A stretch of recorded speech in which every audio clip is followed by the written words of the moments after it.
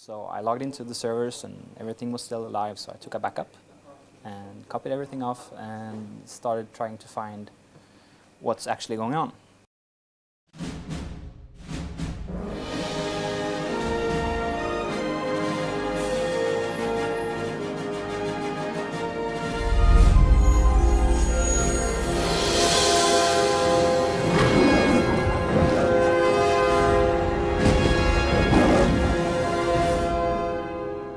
So while trying to get all of the information about what was going on, I find some legal advice. I got a lawyer for us, and trying to just keep everything cool and organized.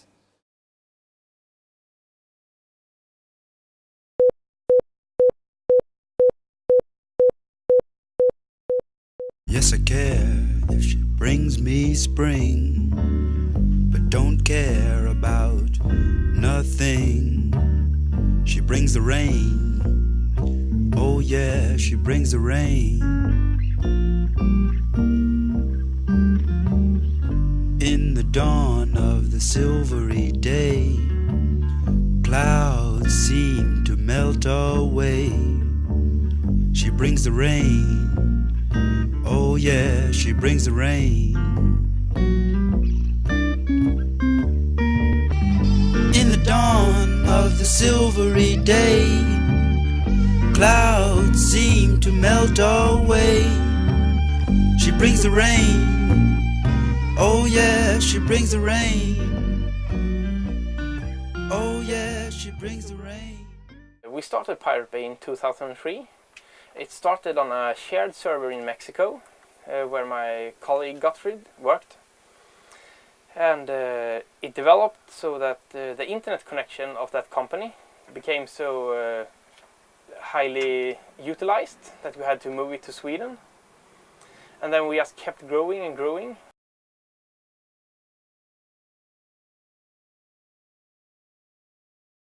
There was obviously a demand for a stable Swedish tracker. So well, I wasn't involved from the very beginning, but well, they needed some place to host it, and well, that's when I first came into the picture. Back then, I didn't even know how BitTorrent worked. I had someone explain it for me, and okay, we'll do that. So I hooked them up with web space on my server, which was then hosted in the basement of the place I worked at then. And so I also after a while, I also got involved in the setup and maintenance of the site.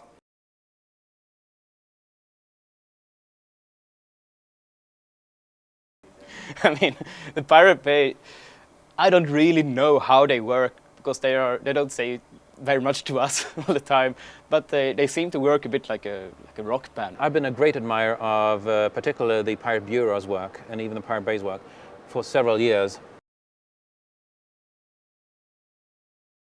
We have about a good approximation is about 1 to 2 million unique visitors per day.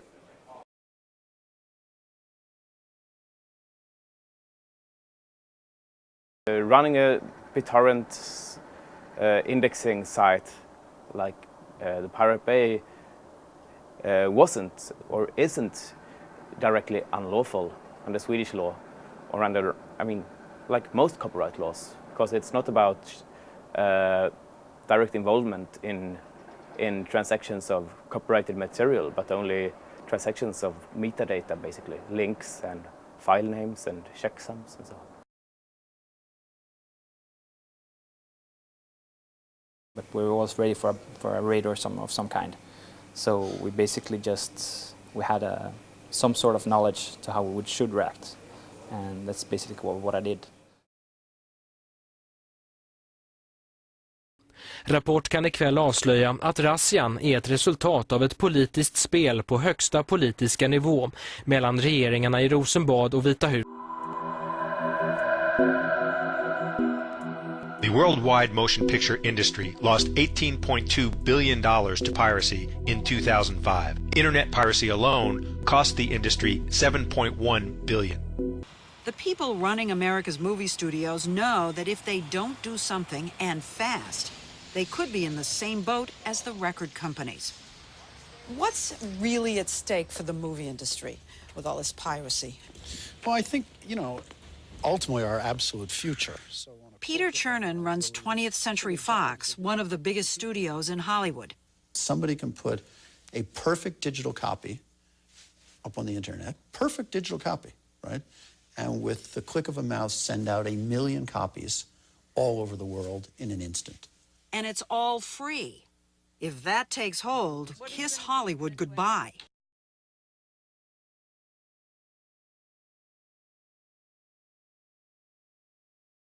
I got a phone call from someone at the company that we shared office space with, that there was a lot of policemen there. And I asked, what the fuck? I mean, we have like 1 or 2 requests a year that they want us to, for example, give out the details of a specific customer. So I was like, okay. So I went there with a cab, and the police actually stopped the cab with lights flashing and all. Jackie and I are on a mission to stop piracy. If this were a movie, we can take on the bad guys ourselves. But this is the real world. We need your help. When you buy pirated movie and music, you support criminals. Now these criminals are counterfeiting other things, like electronics and medicine. Take action. Demand the real thing. Help us stop piracy. Let's terminate it. There were already police officers present, and they wanted to know who I was, and I kept asking, who are you? And they, who are you? Because they didn't identify themselves as police officers. And after a bit of who are you-ing, they finally, yeah, we're police officers, we're here on investigations. They first asked some stuff about the BitTorrent protocol. Then they asked some stuff about the Pirate Bay and my involvement in it. All servers from all our server rooms were taken. In total, somewhere around 250-300 servers, where the Pirate Bay is about 20 of those servers. All the time I spent there, they only asked me questions about 25 minutes. And it's mostly, how does BitTorrent work? Do you know what the Pirate Bay is? Do you operate the Pirate Bay? I think the prosecutor had just written up this little script for them to follow. The Pirate Bay in Sweden got raided for some reason, but I'm not sure. I'm not really that much into it. Well, the American lobby organizations told Swedish police basically to do it, to raid them and to close them down. So the big companies told them to do that. Mäktiga filmintressena i Hollywood har skickat sin intresseorganisation MPAA till Vita huset i Washington. Amerikanska utrikesdepartementet har sedan tagit kontakt med UD i Sverige och krävt att problemet med Pirate Bay måste lösas. They think that the US jurisdiction stretches around the world. That yeah, it's illegal according to US law, but it's not illegal according to Swedish law.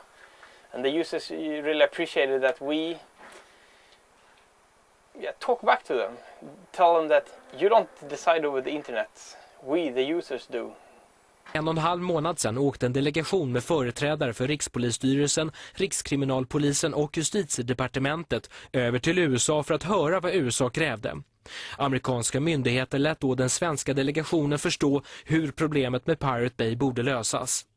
När delegationen var hemma igen hamnade frågan på högsta politiska nivå hos justitieminister Thomas Bodström, som signalerade att något måste göras. Polis och åklagare svarade då regeringen att rättsläget är oklart. Man hade inte nog på fötterna för att agera mot Pirate Bay. Just den frågan hade en åklagare redan utrett.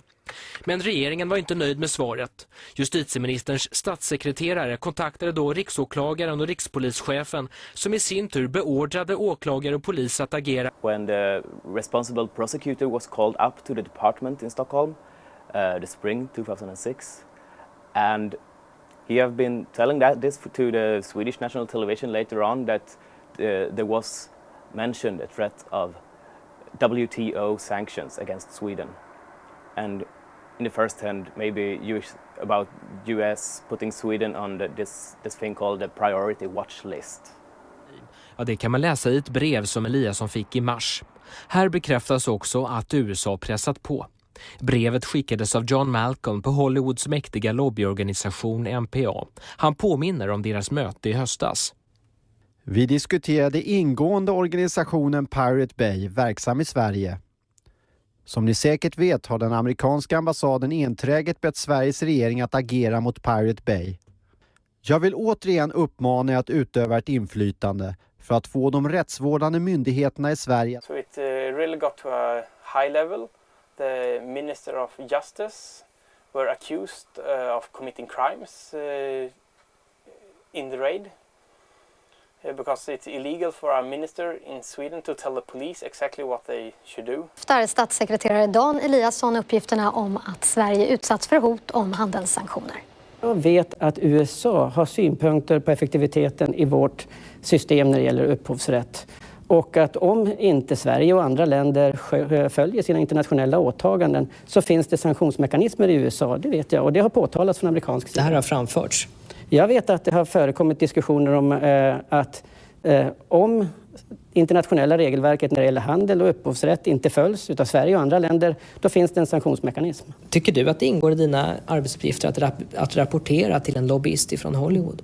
Jag rapporterar inte till någon. I think it's a rape on the Swedish law.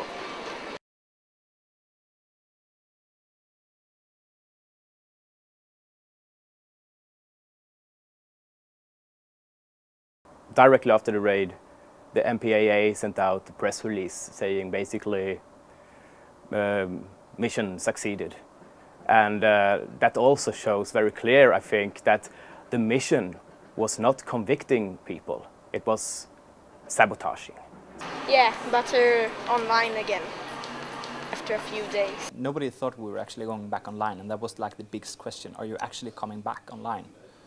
And I was very clear that we are coming back online if you stop calling me.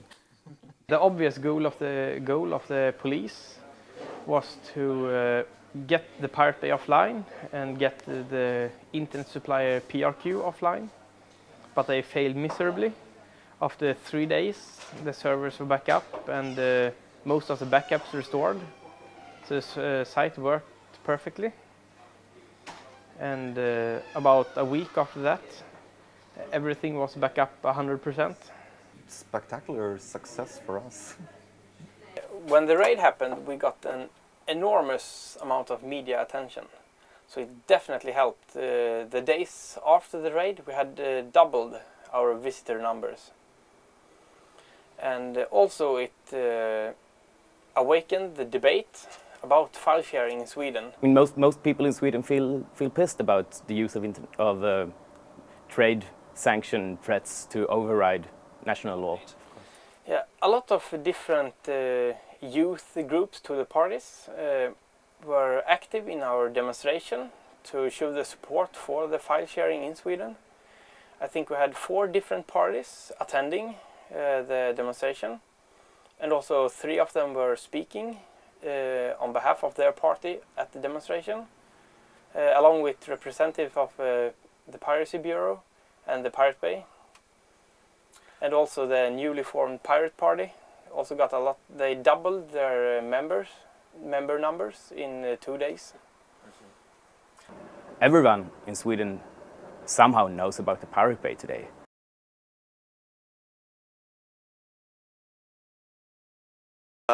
Pirate Bay, BitTorrent, and I also use DSC to download music. It's from the Pirate Bay mostly, then it's the Mininova. I use Pirate Bay, a place called Karagarga. The Pirate Bay and internet.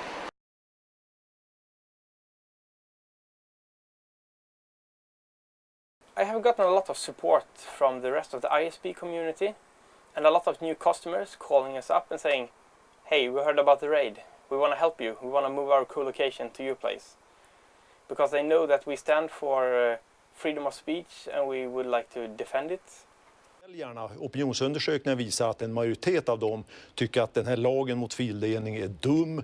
De betraktar det som en allemansrätt, ungefär som vi äldre ser på lingonplockning och svampplockning på.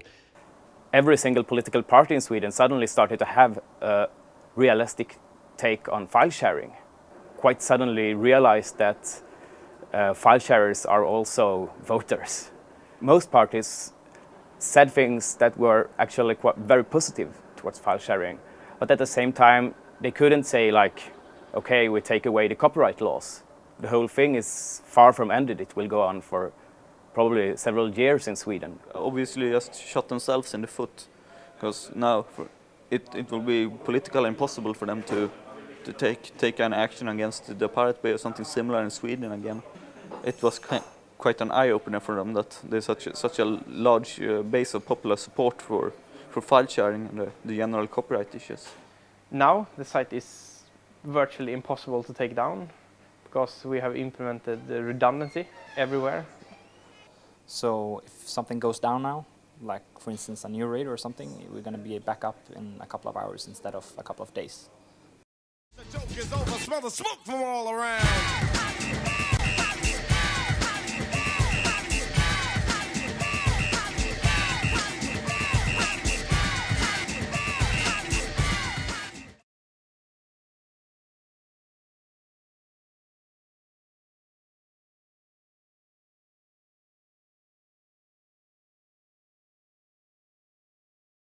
Piratbyrån was born from a very loose group of people communicating on the IRC chat channels. We were basically into doing different kinds of playful internet projects and reappropriating the term of Piratbyrån by cutting away the anti was one of those like playful impulses. So we just did it. And people had very different backgrounds. It was a very loose group. Everyone felt that this was something new and unexplored, but at the same time something that we knew would definitely grow in importance for several years ahead. What they did was to turn the public debate and actually give public opinion a counterpoint. Where there had only been the copyright industry's point of view before, there was now a counterpoint. So when the copyright industry had their voice in the public media, there was also the Pirate Bureau's voice, always.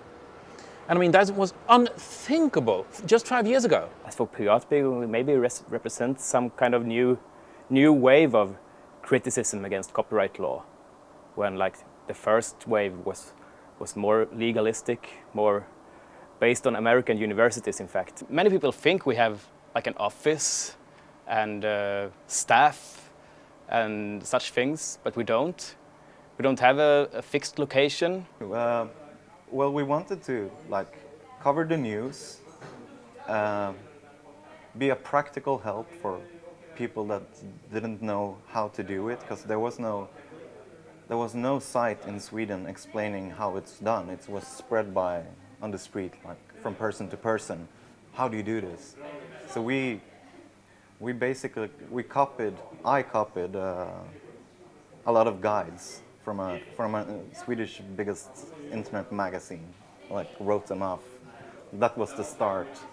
The Pirate Bay has never been a core activity of Piratbyrån. As soon as the Pirate Bay got an important tracker, it was like cut off from Piratbyrån so that we could go on with our core activities, while the people who like to run a BitTorrent tracker did that on their own. Because that's, I mean, our basic principle is not about building empires, but branching off and create a multiplicity of projects. Many international watchers are a bit astonished about how we, instead of taking a very defensive approach, are taking the offensive, I mean, without being aggressive in that way, but using the term pirate signals something that many people didn't think was possible at all. If you buy bootleg videos or download illegal copies from the internet, how are the people who bring you the movies supposed to pay for my glasses, get health insurance, and pay off my student loans? Because the movies we love are the work of hundreds of people. Not just the actors you see on screen, or directors, but cameramen, script supervisors, fire safety officers, costumers, and countless others. Yeah! With your support, We'll all keep on working. I don't think that's the whole truth, because I don't think they would earn much more money without people downloading. Just trying to keep on making money by selling a small plastic disc with information on them is obviously something that won't last.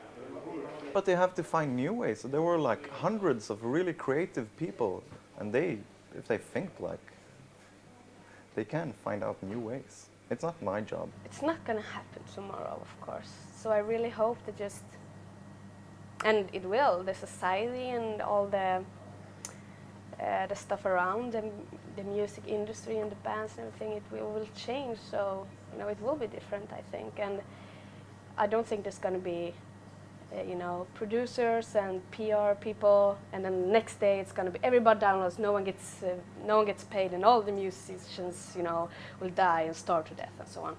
A lot of what the major media companies do today are so obviously based around the copyright model. I mean, in the US you speak about a tentpole model. You find a space of intellectual property that hasn't yet been claimed, and you put your tentpole down and raise a whole tent around it. Like, for example, if you make a movie, you also sell plastic toys and such, which kind of makes up the tent. And obviously that sort of model would be impossible with a different intellectual property climate. They have managed to adapt historically. When the first tape recorders came, oh no, people will be able to copyright music and such. So, and when the first video recorders came, it was the same. Oh no, people will copy our property, and we won't make any money. But obviously, they were able to adapt to that also.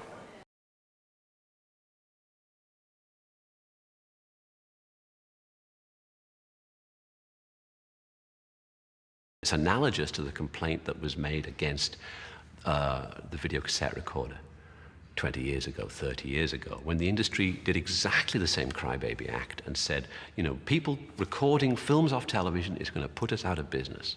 Well, it didn't. It actually created another revenue stream, and they were able to sell video cassettes at the same time as people taped off air. And in the end, the studios were proved wrong in the courts, and the courts decided against them. But 30 years ago, the courts were much more pro-consumer. Now they're much more pro-corporate. I think that the music we see on MTV and these music channels, that kind of music will disappear, more or less. And I don't care, because I don't even like it. And we will have music which is more for the listeners and not just for people to make money on it. $25 million per album, I think it's absurd. I don't want to give money to them. I think it's so wrong. It's against my moral and my ethics. I think that the law is going to be rewritten as the technology insists that it is. It's not a question of right or wrong anymore. People will do what they want to do in order to get what they want. What's the line about behind every great fortune lies a great crime? So the guys who started this business all cheated somebody to get there, and so now they're being cheated, perhaps. File sharing is not a problem, it's an opportunity. There's a Chinese proverb saying that when the winds of change are blowing, some people are building shelters and others are building windmills. It's interesting in historical perspective that up to the 70s, recorded music was rather seen as a threat against musicians by, for example, musicians' unions and collecting societies. Instead, it was totally obvious to them that live performances was and remained the main revenue stream for musical performers. Then, after the cassette tape explosion, there was some kind of capitulation to recorded music. And there was a golden age for recording industry with the CD. But if we look backwards today, that rather looks like a historical parenthesis. And I would say that live performances are again turning to be the main revenue stream for musicians, most musicians. It's one of the great ironies that our enemy in this is our consumer, and one of the rules that anybody in marketing knows is not make an enemy of your customer. We have no choice, because frankly, when the music is being consumed for free, they're no longer customers that we can look after, nor customers that we want. It is ridiculous to believe that you can give product away for free and be more successful. I mean, it defies the laws of nature. Would a clothing store give all their clothes for free? A car dealership give all their cars for free? Of course not. Now, it doesn't mean you don't do some promotions and you don't use advertising creatively, but nobody can make, if they don't make a profit in this world, they're out of business. That's just the laws of human nature.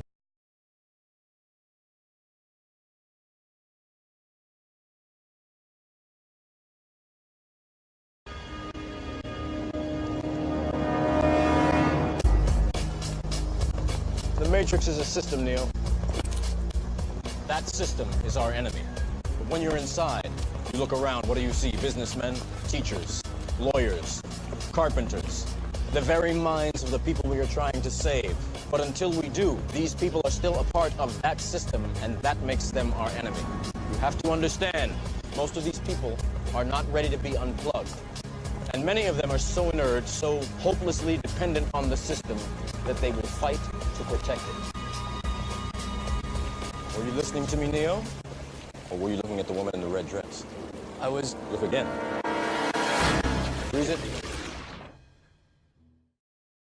If you are not one of us, you are one of them. What are they? They are guarding all the doors, they are holding all the keys, but they will never be as strong or as fast as you can be. Politicians can never stop the file sharing movement. It's always going to be about the young people doing what they want. If they don't think the laws are worth obeying, they won't obey them. I don't think that the American government or anybody else can stop what's happening on the internet when it comes to downloading files. They maybe in the short run they can make some small ways to fight Pirate Bay, but I think in the long run they cannot control it. The internet, it's too big, you can't fight against it. It will always be possible to share and download. I don't think no one can stop it. It's a new technique, and I think people will find ways to use it anyway. The technology is always evolving, so the lobbyists will have a hard time to catch up with the file sharers. So I think there will always be one step behind. I don't even believe they let police state crap that they will get through with it. People will always try to share ideas and share files. I think file sharing will last forever.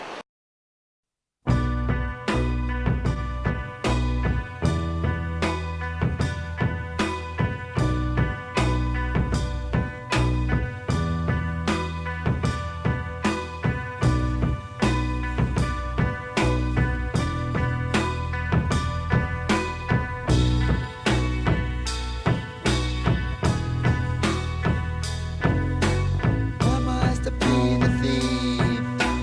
Why must